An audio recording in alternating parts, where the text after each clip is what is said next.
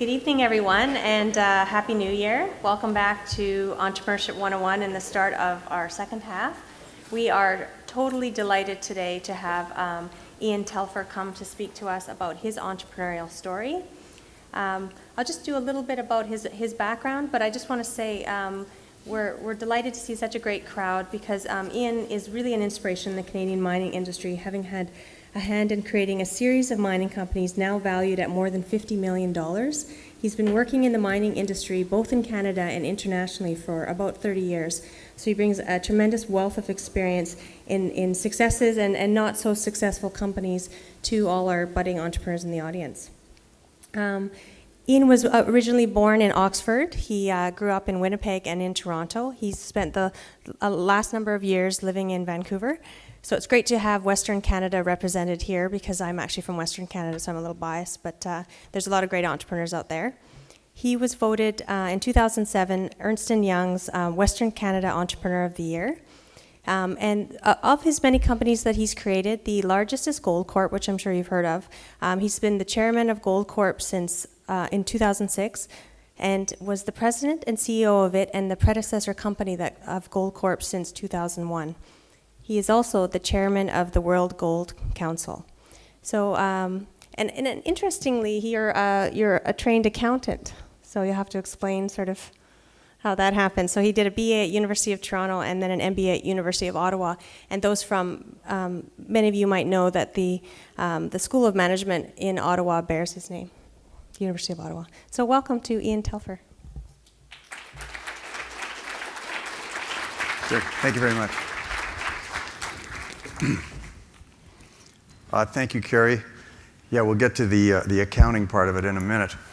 First, it's a pleasure to be here at the Mars building and institute here. It's something I was not very familiar with, so I learned a little bit about it, and I think the idea behind it is great. It sounds like it's going very, very well, and it is a pleasure to see so many people here on a cool night here in Toronto.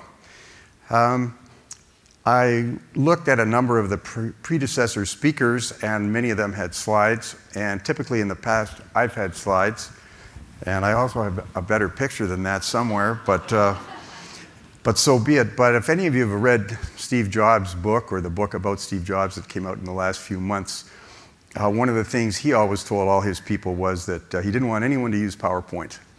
And his view was if somebody could really tell a story, they didn't need PowerPoint. So at that point, I stopped using slides. So today there will be no slides with this. And someone asked me earlier during this presentation, would we talk about Lady Gaga and Justin Bieber? And the answer is yes, we will. So it's great to be here with these budding entrepreneurs and new entrepreneurs and successful entrepreneurs. It's a very, very motivating group to be in front of, and entrepreneurship is something that I found fascinating long before I ever got involved with it. When I was at the University of Ottawa for one of my courses, you were to do an essay on something, so I thought, well, I'd go to the professor and see if I could go and look up the literature on what makes an entrepreneur.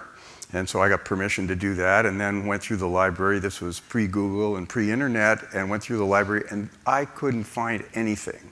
There was no studies done on what makes someone an entrepreneur or what makes someone a successful entrepreneur. I found that fascinating. It didn't change my life at that point in time, but I thought that was very, very interesting because as we all hear more and more and more, and in this electronic age, we know so much about entrepreneurs. Back then, you didn't hear as much about it. And it's clearly a topic that all governments around the world now realize is so important. The other thing I learned about the Mars Institute in my research was it's basically a tech-focused organization, or so many of the people in the room and part of the organization are interested in technology. And if you're an entrepreneur today, that makes sense.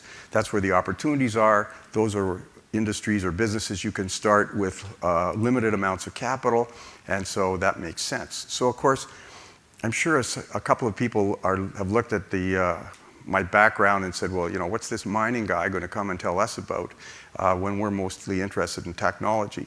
And some of you may be aware that I did have an adventure in technology in the late 90s that ended like a lot of technology adventures in the late 90s. It was very challenged, but it was a very interesting experience. And I'd been in the mining business for a number of years. Mining was uninteresting in the late 90s. The price of gold was down. Nobody wanted to invest in gold. And so I sold all the shares that I held in this mining company, and now we had a shell with some cash in it, and I looked around at what might be something we could do with this that investors would be interested in, because people had bought shares in this company and that had gone out of favor. So I looked around and saw this company in the States called CMGI, and you people may be too young to remember CMGI, but CMGI was a college marketing company, and so this person was very in touch with what was going on in college campuses, and he got invited to invest from his successful marketing company in a few startups, one of which was Yahoo. I think another one was MySpace or something like this. So he started to build the first incubator in the United States. I looked at that model. It was getting a lot of publicity, so I thought, well, maybe we should set up an incubator here in Canada. And so I asked a few people. They thought it was a great idea. We had, $25 million, so we could certainly start something. And I thought, well, gee, this should be pretty straightforward, because I understand capital markets, I understand people, I understand management, I understand motivation. The only thing I don't really know much about is technology. So I'll just hire a bunch of people to help me with the technology part. And so I went out and recruited a number of people, and everybody was dying to start a company. This is when NASDAQ was going through the roof, and everyone wanted to start a company. So I hired people from CMGI. I hired people from GE Internet. Much to his chagrin, I hired Don Tapscott, a name you may know, to become chairman of this company.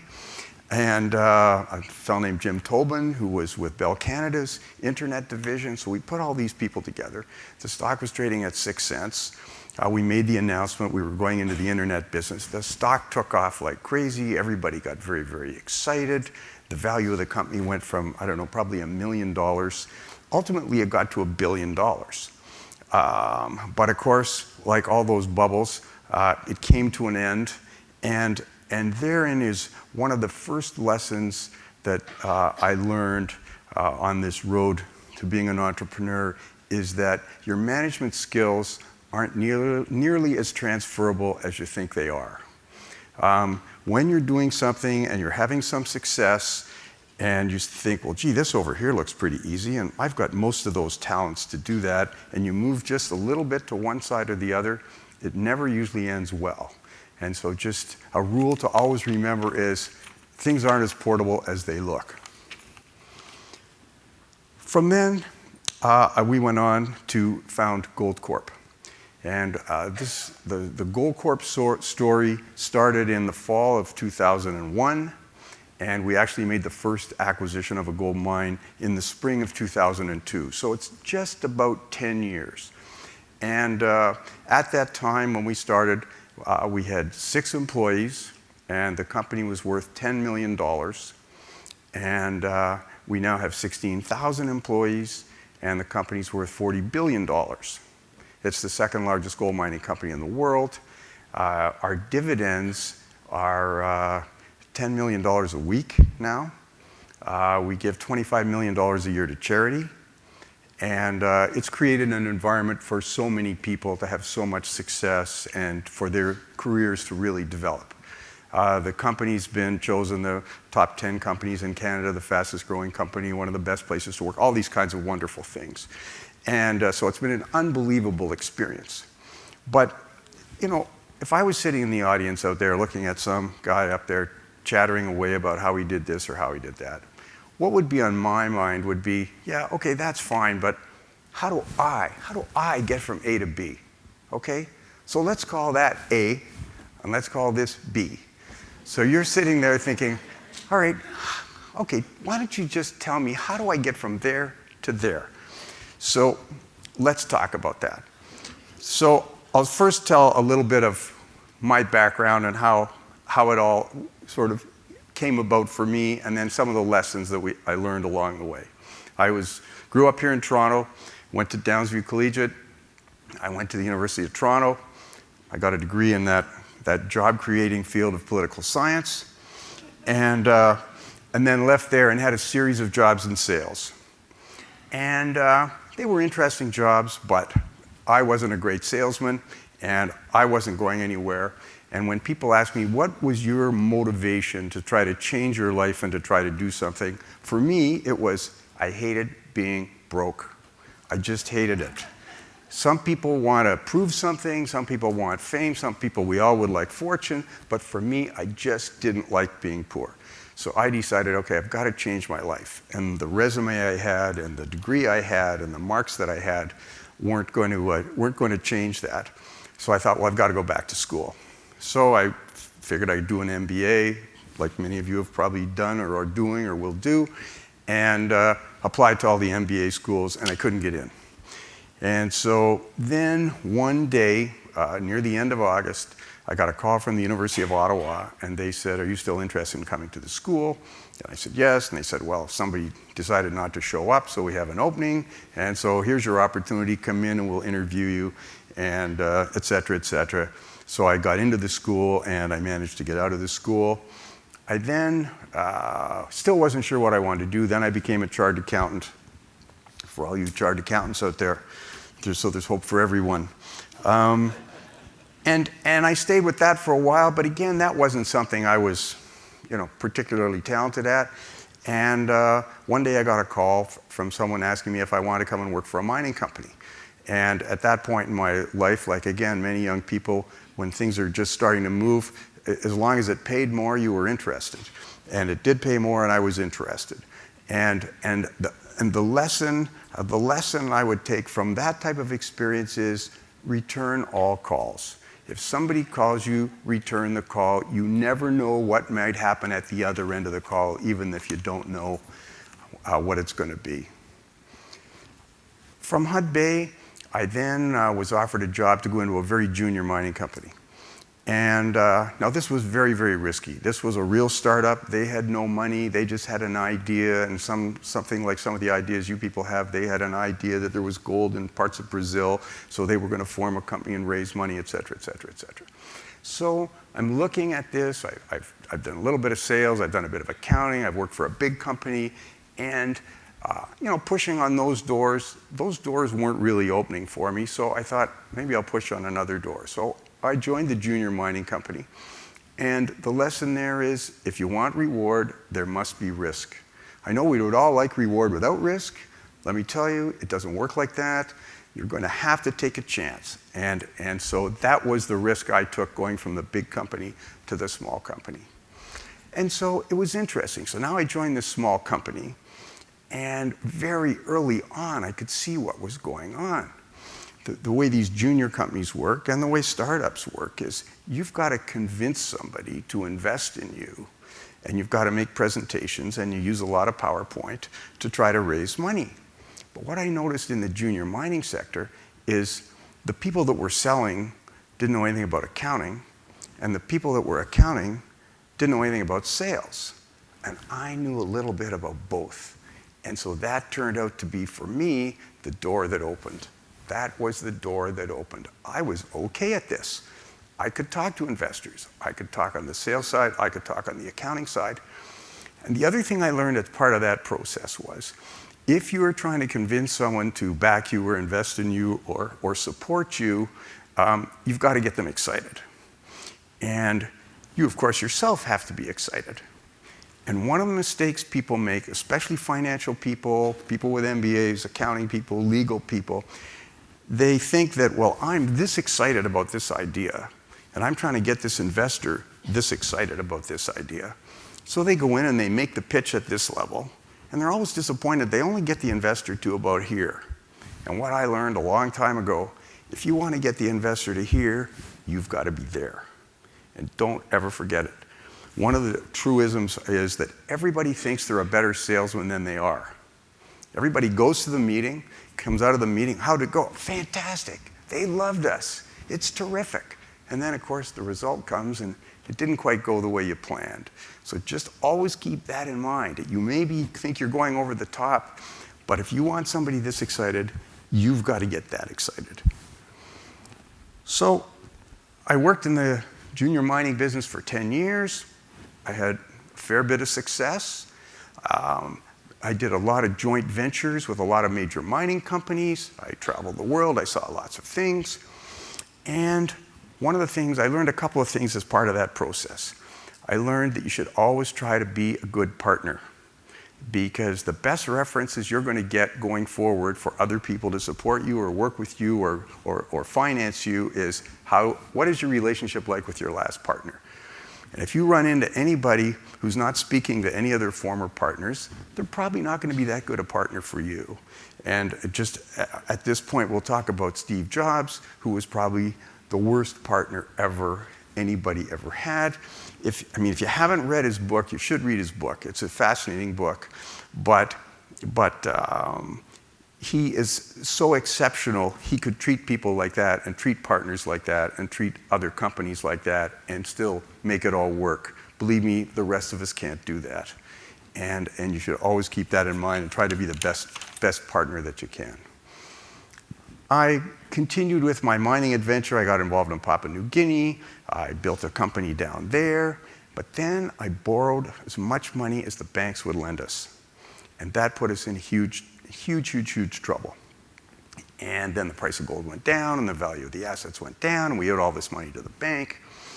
And so I made a decision that if the price of gold ever did this and the value of these shares ever did this, I would sell everything. And so I talked to a couple of brokers in Australia that this is what we would try and do. And months went by, the banks were calling for the money, all the employees left. I'm in the office all by myself. And I get a call one day from Australia, and the broker said, did you see what gold did yesterday? And I said, no. He said it went up $50. Now, this is when gold used to be at $250, okay? So $50 was an immense amount. It never happened before. And the banks in Europe had said something, they weren't going to sell any more gold or something. So the price went up. He said, you said you were going to sell all the shares if you had this opportunity. I said, yes, sell the shares, sell them right now. He said, are you sure? Are you sure? Absolutely. Gold went up that day. It went up a little bit the next day. We sold all the shares. The price of gold didn't go up for 3 more years. And the lesson there is when you're down and you have a vision of what would solve your problem, when that vision comes true, solve your problem. What happens to other people is, well, if I could ever get this for my house, I would take it. And then the price gets there. Well, maybe I'll just wait a little longer and get a little more. Bad idea. Once it's in your mind that this will solve your problem, act on it. Don't hesitate. Don't back down on your decision. From that experience, I went to Itemis. Itemis goes to zero. Again, part of the being a good partner story. At one point, my shares in Itemis were worth $50 million, but I promised all these technology people we would all sell together. Well, we all went broke together, but it was the right thing to do, and again, you always have to look at that. So in the summer of 2001, 11 years ago, I was unemployed, I was broke, I sold my house, and was looking around at what was I going to do next. I wasn't really threatened financially, but my life was totally different than it had been for a while. So I had lunch with a good friend of mine, Frank Giustra, whose name you may have heard. He's a partner with Bill Clinton in the Clinton-Giustra Sustainable Growth Initiative. He gave Clinton $100 million, very successful West Coast promoter. He started Lionsgate Films, sort of in his spare time. Anyway, good friend, great partner. Frank and I had lunch in the summer of 2001, and he said he was ready to get back into the gold business, and I said, yeah, I should probably get back into the gold business. And we started talking about gold, and we both absolutely believed gold had to go up. Like, it wasn't like we thought it should go up, or it might go up, or it ought to go up, or there's good reasons for it to go up. We believed it was going to go up. And this is very, very important, to have that belief.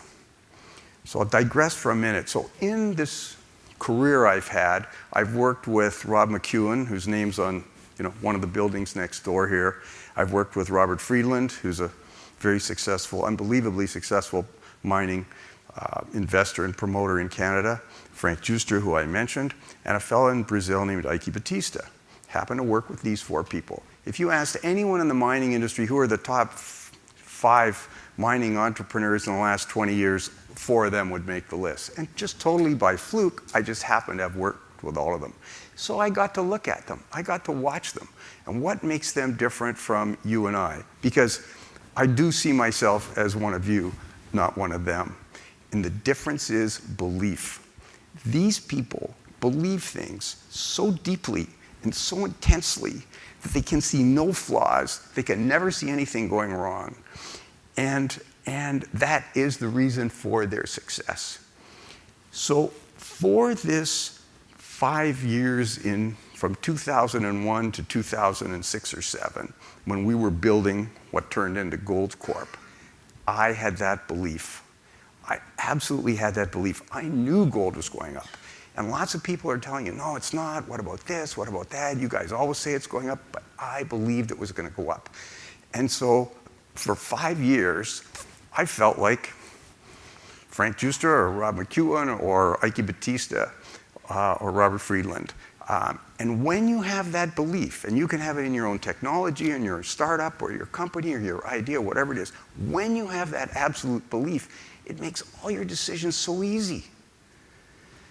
Because you look at these people, they're brought something to do with the company or something different to do or to invest more or to double down or whatever, and they never hesitate. It's so clear to them what's going to happen. And so with Goldcorp at that time, we just knew gold was going to go up. So we went out and we started buying every piece of gold that was for sale anywhere in the world. And when gold was $250, we were using $350, and so we buy it. And then when gold was $350, we were using $450. When it was $450, we were using $550. And we went on and on and on like that. And this brings you sort of to the definition of an entrepreneur. And my definition of an entrepreneur is somebody who's always trying to do things that everybody tells them won't work. And this is really what it is, because if you're trying to do something that everybody thinks is going to work, it's not being, everybody else is doing it, it's not that entrepreneurial. And if you want to read a couple about a couple of people, Ted Rogers or Ted Turner, either one of them, same thing. Ted Rogers is more familiar to people here. You know, he says he's going to buy a radio station. Everyone tells him he's crazy, so he buys it. Then he says he's going to go into cable. Everyone tells him he's crazy, so he does it. Then he's going to go into mobile phones. Everyone tells him he's crazy, et cetera, et cetera, et cetera. And most entrepreneurs are like that. Their ideas are put down by everyone. They do them anyway. And as a result of that, after this has gone on for a number of years, they are challenging people to deal with. They don't want to hear from anybody. Because if they had to listen to their advisors for all those years, nothing would have been accomplished. Lady Gaga. I know you're all fans, but one part of Lady Gaga's message is that, you know, inside everybody is a great person trying to get out. Everybody thinks they have something to offer or something special inside them. Everybody does, especially people that come to meetings like this. And I totally agree with that. And the trick in life is getting yourself into the position where you can allow that to happen. Because I do think everybody has something to offer. So when you see the Ted Rogers or the Ted Turners or the Ike Batistas or these other entrepreneurs, they've managed to get themselves into a situation where they're so confident with their decision making and they've made so many decisions that work that life becomes easier and easier for them as the decisions come. At the early stages of your career, it's very tough to make decisions because you haven't made any. So one of the things you have to do is make decisions. And you're going to make mistakes. You'll learn from the mistakes. But don't think you're ever going to be a successful entrepreneur without taking any risk, without making any decisions, and without making any mistakes. It just doesn't happen that way.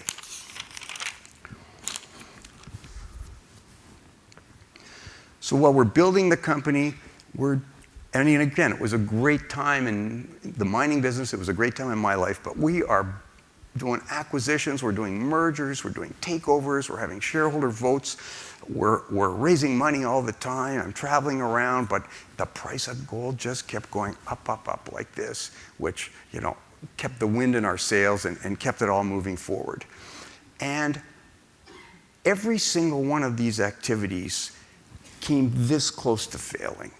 Every merger, every acquisition, every takeover, every shareholder vote, they were pins and needles. If any of you have been in those types of businesses, you're waiting for a fax from a lawyer in New York with a signature at 11:59 at night, etc. These events just happened all the time. And what I learned from that is that all these types of efforts are 51-49. Everybody talks about 80-20, 20% of your customers give you 80% of your profits, or 20% of your customers give you 80% of your headaches, whatever it is. That 80-20 rule does work in a lot of things. But when it comes to trying to build a company or raise financing or get a partner or do something like that, it's 51-49. It's always fit. Nothing is ever a laydown. Nothing is ever easy. And it will always be like that. And so you should be prepared for that. Your business is no different than anyone else's. So the key to being successful is being one of those people that can move things from 49 to 51. Everybody can get to 49. It doesn't matter. It's the people that can go from 49 to 51 where it makes the difference. And you will have things, and some things you'll go the other way. You'll have some that'll go against you. But over time, if you have more of the wins than the losses, you will be successful. And so, again, looking at why did that work, and why did we do that, and why were we successful, et cetera, et cetera. One of the words that I've come across, and there's a new book out just in the last few weeks called willpower. Willpower is very, very interesting. And willpower, turns out, is very, very important. And it's a topic that people haven't focused on or haven't written much about until fairly recently. And briefly, if I got time, sure. The willpower story, the way it started was they were doing experiments with 4-year-olds in Britain, and they were putting the child in a room, and they'd put a marshmallow on the table, and they'd see if the child could last 15 minutes without eating the marshmallow, and they'd tell him, you sit here, they didn't tell him the time, you sit here, and if when I come back in the room the marshmallow is still there, you get 2 marshmallows or 3 marshmallows or something like that. And then they videoed all these children. So that's fine, obviously. Some kids lasted like 1 minute, and I know some of you are here, and others lasted 8 or 9 minutes, and some people were quite calm and lasted the whole 15 minutes and got the reward. So that's fine. And one of the researchers' daughters, I think, was part of the control group. So he did his research there and then went on and did other things. But because of his connection to that peer group, 20 years later, his daughter or somebody said to him, it's very interesting, the kids that did real well on the marshmallow tests, they've been much more successful in life than the kids that did poorly. So this started a whole study of willpower and what works and what doesn't and why it happens and who has it and who hasn't. But they found incredible statistics that the most, I don't know the technical word for it, but one of the strongest predictors of success in life was willpower at a young age. And there's very few things you can test children on that are indicative of what will happen 20 or 30 years later. Turns out willpower is one of them. And it transcended economic, it transcended IQ, it transcended academic, it transcended everything. Very, very interesting. So, first, something for you to be aware of, something for you to think about, something for you to work on, because willpower is basically fighting temptation. The temptation to have a marshmallow, the temptation to have fries, the temptation to not go to the gym, etc. I know none of you would ever fall into that trap, but that's what it is. And it's something you can work on and something you can do in different aspects of your life, which will make your willpower stronger when you're in situations where you're going to need it. So all this time that we're trying to build this company, the gold price, I'd go on BNN when gold was 300, and they'd say, what's gold going to do next year? I'd say, it'll be higher, it'll be up to 400, and then next year it'll be 400. And I'd go back, and they'd say, what's gold going to do next year? And I'd say, it's going to 500, and I'd go back to next year, it was 500. After about 5 years of this, they really thought I knew what I was talking about, which of course I didn't. But the company was being built, we'd acquired all these assets, and gold assets are I guess similar to any resource assets, if you buy a barrel of oil when it's $40, that barrel's worth a lot more when it's 50 or 60 or 70. So all the assets we bought were a lot more valuable. So we were very fortunate. I mean, lucky us to have gotten the timing right for whatever reason or had our belief at the right time, doesn't matter.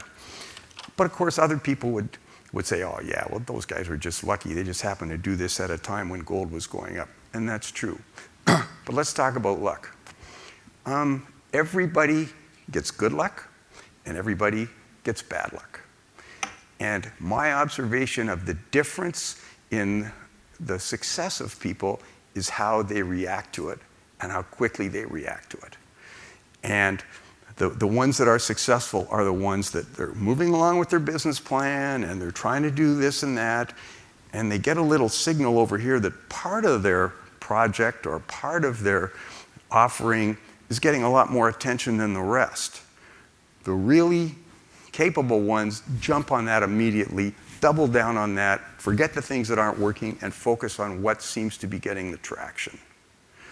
Just a sort of an example of that, Bill Gates. You've probably heard of him. Bill Gates is in third year at Harvard. Obviously a good student, very smart guy, spent his summers playing around on computers, knew a lot about computers. And a friend of his comes in and starts talking to him about how they may have a program, or he has an idea for a program that these computers could use. You probably know the story better than I do, et cetera, et cetera. Everybody I know, and I would bet everybody in this room, if put in that situation, would say, wow, that's fantastic. I've just got, another 18 months to get my degree from Harvard, and then we'll go check that out. Bill Gates gets up, walks out of the dorm, says sayonara, and goes right on to the project, and the rest, as they say, is history. And that is how really successful people deal with luck. When luck comes your way, act on it quickly. Act on it very, very, very quickly. Which brings me to Justin Bieber.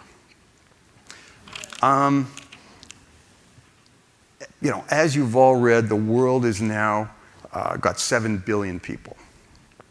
And just as a part of the record, there's a website you can go to, and it'll tell you how many people were around when you were born. So I went and looked up that website, and when I was born, there was 2.5 billion people. And now it's all the way up to 7. I mean, unbelievable that that's happened, in my lifetime. And I know that I was talking to Ilse earlier today, and she thinks Justin Bieber is the father of the 7 billionth child. I mean, that's unbelievable. But if you had any control over where that child was going to be born, I think you'd be on the right track to suggest to this child that one of the places if you could choose anywhere in the world to be born, it would probably be in Canada. And you would probably be in Canada with someone that had a pretty good education, which is pretty easy to get in Canada. And the opportunities for that person in Canada these days, in technology or any field, the resource field for sure, but in technology as well, I think are as good there as anywhere in the world. And so we should keep that in mind. The infrastructure that is around you and the services that are available to you are unbelievably important to success. When anyone has success in the technology field, resource field, or any other field, there's a tendency to say, well, wow, I worked really hard and I had this really good vision, et cetera, et cetera, et cetera, and take way too much of the credit for yourself from the success that you've had. Success is very, very fragile. There's all kinds of factors going into whatever success you're hoping to have, or you are having, or you at one time had. There's all kinds of timing and financial markets and competitors and competing technologies and obsolescence and all these things. And you're so focused on your idea, which is you have to be successful, that you're not aware of all those things. All I would say is if you do have some success, just be aware it's not all you. It's not all you, and there's all these other factors out there that have a big impact on it. And as part of that, as I mentioned earlier, when I tried to change careers, what I thought was it didn't work very well. And most companies have the same challenge. Most people don't know why they're successful. They think they do, but they don't. And most companies don't know why they're successful. They think they do, but they don't. And it's easy to see with companies just change a little bit, and it just doesn't work. Coca-Cola goes into the wine business. I mean, what an obvious thing to do. It's young people, it's bottled, you drink it, it's expensive, you advertise it like crazy. I mean, it must be almost the same business. They go into the wine business and they fail, immediately. They fail just immediately because it's just slightly different. They didn't realize all the things that were making them successful over here. You've been reading about your friend Oprah. Oprah had a TV show that had 9 million viewers a day. And of course, everyone's saying, wow, Oprah, you're so smart. You should have your own network, and you should have shows all day, and have your show here. Da, da, da. Her show's now down to 300,000 people a day. Not a big change, doing the same thing, but just slightly different, and it didn't work. So people are very similar to that. So what I'm going to say is, if in whatever you're doing currently, you are having some success, be very careful to walk away from it. It's more fragile than you think. By the same token, if you're pushing on doors that aren't opening, go to another door. And again, my experience, accounting, sales, not sure, this, that, and then finally found a door that worked for me. And some people are very fortunate. The first door they push on opens, and that's exactly where they should be. And my advice to them is stay there. Other people, to the extent you have alternative doors these days in this economy, but my suggestion is, if you're pushing on a door and then the guy at the next desk gets promoted and then the person at the other desk gets promoted, well, maybe this isn't for you, and try to move along to something else.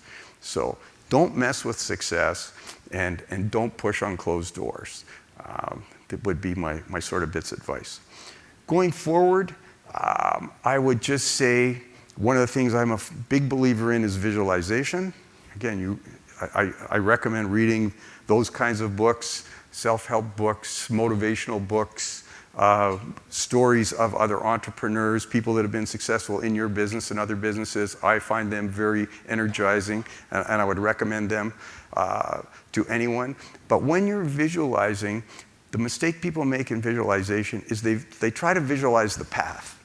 Okay, I want to end up over in that corner doing this, looking like that, dressed like that, etc. Okay, how am I going to get there? Forget the path. Focus on the objective. Focus on the goal. Imagine yourself standing up here, giving a speech, dressed however you want to be dressed, waving your hands however you want to. The more detail you can put in your visualization, the better it will work. But don't try to figure out how you're going to get from A to B. Just focus on B.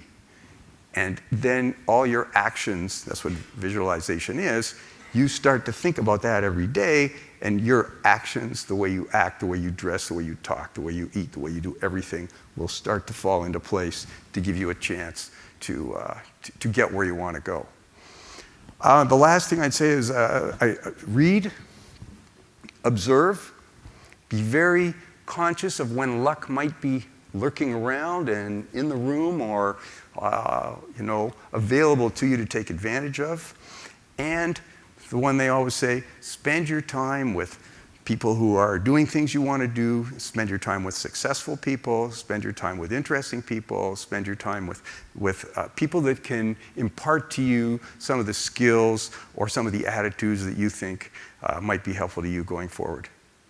And that basically concludes my remarks. I'll be happy to take questions.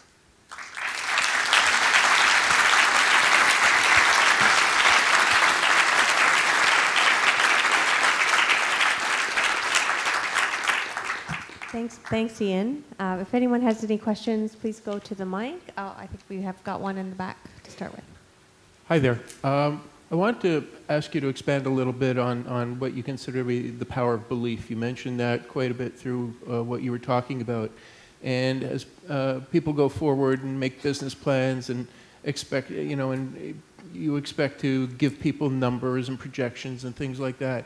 What's your power? What's your thoughts about, the power of belief as opposed to doing tons and tons of research and market stats and this and that, as opposed to something you are absolutely confident in your mind is going to happen? Well, great question. Great question. If you're Steve Jobs, you're right. You can sell people things they don't even know they want. But he's an exception. The rest of us just can't do that. I think on the sort of quantitative data, you have to look at all that, you have to understand that, you have to be aware of that, you have to learn how to use that. But one of the challenges people coming out of MBA programs have is they think that if they get all the numbers in order, the numbers will make the decision for them. The numbers will never make the decision for them. There has to be a leap of faith somewhere. You have to believe the market can grow faster than somebody else thinks, or you think the prices can go higher, or you think, et cetera, but there has to be a belief. So it's a combination. You have to know all the facts, but then you have to look to your instincts. And the way you develop your instincts is by making decisions and making little decisions and getting them right and getting more confidence, so then you can feel your instincts. So when you look at all the data, you can say, okay, well, this basically says that, such and such a car company will never sell any more cars than this based on this, but my view is X. So you have to know this, but you have to feel that. Do you have a contingency plan in case that gold price turns out to be a bubble? And if you do, isn't that at odds with having that belief? Thank you. Great questions. Of course, I don't believe gold's in a bubble. So I'm very bullish on gold. And as my observation is, you can't hedge your way to success. If you think gold is going up, then you should get in that business, get totally in that business, and do as we did, buy all the gold you can for as long as you can, et cetera, for the price rise that you believe. If you think gold's going to go down, yes, some gold mining companies a few years ago used to think gold was going down, and they were right, so they would sell all their gold forward, which is gold is one of the only commodities in the world that you can sell 5 years from now production to somebody at a higher price than today. The problem with that is the people that buy gold shares, they think gold's going up. And as soon as they saw management betting that gold was going down, they sold the stock. And so you don't see any gold mining companies hedging their gold, and you wouldn't see me hedging the gold. If I thought gold was going to go down, I'd resign. I mean, it doesn't make any sense to me to run the business just as a survivable, slightly cash flow positive, et cetera. Like, that's not interesting, it's not exciting to me. So I don't have a plan B, if that's what your question was. Ian, I have a question from one of our webcasts, people watching the webcast, Nilfer. This was in regards to your comments about willpower. What is the balance between persistence and flexibility that an entrepreneur needs? Well, that's a great question, and you're only going to learn that by trying. But I would say of the two, persistence or flexibility, persistence is more necessary. We talked about flexibility. If you have a plan and all of a sudden one part of your program is in demand and the rest of it isn't, yes, you've got to be flexible to go and try to take advantage of that. But probably one of the most valuable attributes anybody could have if they're trying to create something, as you all are, is persistence. So I'd say persistence is a higher priority than flexibility. Great. Hi, Ian. I think you have more than willpower and belief. I believe that you are very innovative. Aren't you the grandfather of crowdsourcing Goldcorp in the competition? I'm sorry, I couldn't understand. Yes. Okay, I have a little bit of a flu, so let me speak slowly. Sorry. I think you have more than willpower and belief. If I have a good memory, I think you came up with a competition. I came up with A competition? a competition? Yes. No, that was not me. Okay. That was Rob McEwen. Okay. Is you talking about the internet competition? On finding the gold mine? Yeah, that was Rob McEwen. Rob McEwen started Goldcorp, and then we put our company and his together, and then he left and I took over, and it became quite a bit bigger. But yeah, no, Rob McEwen, just if any of you weren't aware of that, and Rob McEwen, whose name I mentioned, great friend fabulous entrepreneur. Mining companies typically would keep all their exploration data very, very secret. They didn't want people to take them over. They didn't want other people to know they were having discoveries. And then 15 years ago, McEwen thought this is crazy, so he put, when the internet was available, he put all the exploration data up on the internet and asked all the geologists in the world to look at it and tell him where they thought he should drill next. So it was a fabulous idea, and he had a prize. I think it was $100,000, maybe more, to the winner.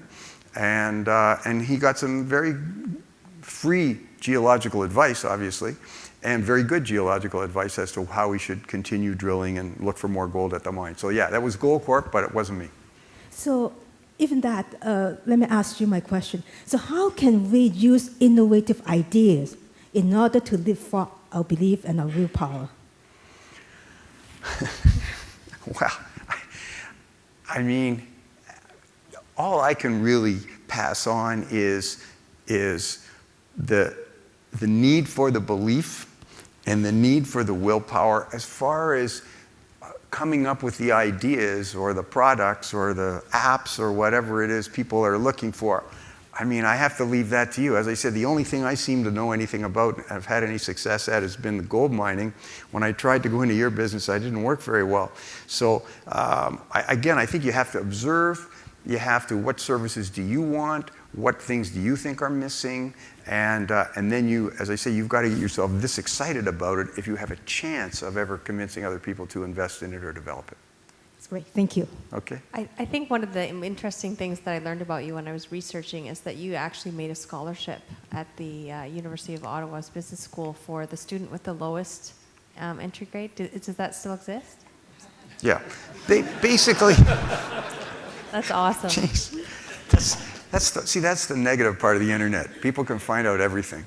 I got 2 minutes, I'll tell that story. So you heard my whole story. So then I'm in the gold mining business. Things are going okay. I haven't heard from Ottawa U in 20 years. And I get a phone call out of the blue, and it's clearly a student saying, oh, hello, are you Ian Telfer? Yes. Did you go to Ottawa U? Yes. Oh, we're raising money for scholarships. Would you like to give us money for a scholarship? And I hadn't heard from them in 20 years. But I was proud of them and happy, so grateful that they'd let me in. And I said, oh, how much money are you trying to raise? And he said, $5,000. I said, yeah, okay, I'll give you $5,000. And he goes, you're going to give us $5,000? Like, some student had been hired, and he was reading this thing, and clearly no one had ever said yes to him. And I said, yeah, I'll give you $5,000. He said, are you going to give that in payments? And I said, no, I'll give it all to you right now. He goes, oh, how are you going to do? I said, I'll just put it on my credit card. He goes, oh, excuse me, let me get my supervisor. Okay, fine. So this woman comes on the phone and says, oh, Mr. Telfer, oh, thank you very much. Oh, this is terrific. Oh, that's great. It's a scholarship for students and this and that. And give her the credit card number and all this. And then she said, oh, that's great. She said, well, in 2 weeks, she said, someone will phone you to get the criteria for your scholarship. And I said, what? For $5,000, you know? The criteria for this, she said, oh yeah, no. She said, if you put a scholarship together, the way the scholarship works, you put in $5,000, the government puts in $5,000, and then the interest on that money, so it's not very much, especially these days, but the interest on that money goes to the student. Okay, so $600 or $700 a year, whatever it is. And someone's going to call and, you know, do you want it to go to an engineer from Ontario, or an Aboriginal from Manitoba, or a nursing student from Saskatchewan? Like, you decide what the criteria is for your scholarship. Oh, okay, fine. 2 weeks later, someone phones up and says, okay, yeah, thanks for the scholarship, and have you thought about it? And I said, yeah, I've thought about it. And she said, what are the criteria for the scholarship? And I said, I want the scholarship to go to the MBA student who gets into the program with the worst marks. And so this woman is totally taken aback and says, oh, no, listen, wait. How would that look for the University of Ottawa if we had a scholarship in our program for the student with the worst marks? She said, we could never do that. I said, hey, it's my scholarship. So she writes it all down, takes it all down, and if you get the University of Ottawa, you know, syllabus anywhere, there it is, a little scholarship for the student that gets in with the lowest marks. So, and I, you know, because you know, I had a number of things in mind when I did it. One, I thought it was kind of funny. Secondly, I wanted, I wanted to do something for those of us who are in the bottom quartile for our whole careers. Because as you know, many of you, especially if you've got children, you go to Student Achievement Day in grade 1, and these 2 kids win the prize. And then you go in grade 2, same 2 kids. Grade 3, same 2. By grade 5, you don't go back anymore because your kid never wins the prize. I mean, the strata gets set out very, very early in life, and it doesn't change very much. And the people in the bottom half of the class, they don't get very many awards. And I was, obviously in that part of the class. So I thought it would be good to do something down there. And the second thing was, in all MBA programs and law schools and probably medical schools, they give out the acceptances, the class is full, and invariably 1 or 2 people don't show up or can't or drop out or get a better offer, as happened to me. And so some student like me at all these schools gets phoned every year, are you still interested? Can you start tomorrow? Could you please come in for an interview? So I have this vision of these students. They've already told their parents they didn't get into school, trying to figure out what they're going to do with their lives. They get a phone call, they show up at the university, they get accepted, and then they say, oh, and by the way, you won a scholarship. And I just think that's be a fabulous scene, and I know it has occurred. So this is still being videoed? Yes. we can cut it if you want. Yeah, okay. Well, so I go up to the university on a regular basis and talk to students and meet with faculty and things like that. It's fantastic. But a number of times, this scholarship's probably 6 years old now, a number of times I'll be there and a student will rush up to me and go, oh, Mr. Telfer, oh, thank you so much. I won the scholarship. And you have this very mixed reaction. Like, gee, I'm proud of you, or whatever. But anyway, it's worked out very well. Thanks for mentioning it. There's another question from the webcast before we go to the floor. But if you could do your career all over again, what would you have done better? So what is maybe the one thing that you learned along the way? And believe me, I've thought of that. And the answer is I really don't know. Because like most people where their career has worked out, when they look back, they can see all the things they were doing, which at the time didn't seem relevant or important, but all led to something that led to something that led to this. I mean, in many ways, I would have been thrilled if all the good things that happened to me in the last 10 years had have happened when I was 25. But it would have been a lot of fun if it had happened then. But it didn't. And so I think, as I say, just keep pushing on doors until you find doors that open. And that'd be my only advice to anybody. But on my own career, I wouldn't change anything. I'm going to ask a question that I'm not expecting an answer, but I hope there will be one. And that is, if I look at Ian Telfer, the entrepreneur in the next 3 to 5 years, knowing the gold business as well as you do, and yet what you've said about success being very, very fragile, there is talk that people are looking in Canada for what they call rare earth minerals, about 15 to 20 different minerals that are essential for high-tech and future technology. And China, which seems to have a bit of a monopoly of that at this moment, is cutting back on supply. Would you consider a new dream to get into that, or do you think of that as Coke getting into the wine business? Mr. Telfer. Great question. Well, one thing I have had zero success with in 30 years in the mining business is exploration success. And everybody that gets into the junior mining game starts off exploring. I had just terrible luck from the very beginning, and then going to Brazil, decided, okay, I'm just not going to do that anymore. I'm only going to I'll get involved in projects. They may look small or start off small, but there'll be something real there. So I only try to deal with things that are real. So exploration is something, and again, I figured it out early. This door isn't working. Let's go try another door. And so the rare earth situation, from what I understand in Canada, is an exploration story. People are looking for these things. My advice to anyone, if you see me involved with any rare earths company that's exploring, sell the stock. Because they just won't find it if I'm involved. So now, if somebody got some half up and running and needed a director, or needed someone to help grow it or expand it or something like that, might be where I could help. And it might be a little bit like Coke and wine, but it'd be close enough that I'd probably try it. Okay? And just the last question is actually a question from me. As you've sort of gone up in your career and you started to manage people, so what is the one lesson that you've learned about managing people? Or what is your key to success? Because we have a lot of entrepreneurs that have to go from being the person with the idea and doing everything to managing people and kind of letting their baby be executed by somebody else. And there's kind of a loss of control and power in that, and it can be a difficult transition. Wow, big question, lots of parts to it.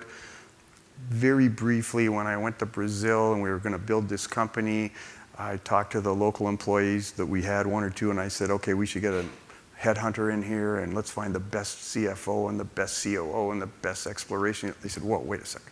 They said, in Brazil, you only hire people that you know or somebody you know knows. You would never, ever go through a headhunter and just get a stranger. I said, what a backward nation you are. You will never, ever get anywhere if that's how you're going to try to build your company. Well, fast forward 30 years later, I only hire people that know somebody that I know or they know or something like that. I've learned that lesson. You can't tell anything from an interview. You can't tell anything from a resume. So the first part of your question is to first make sure you got the right people. The next part of it is a little harder. You've got to let them make mistakes. People only learn how to make decisions by making mistakes, and so you've got to let them make little mistakes. And when you hire someone and you tell them to do something, the tendency is to, okay, and just before you print it, let me look at it. Well, you might as well forget it. They're not even doing it.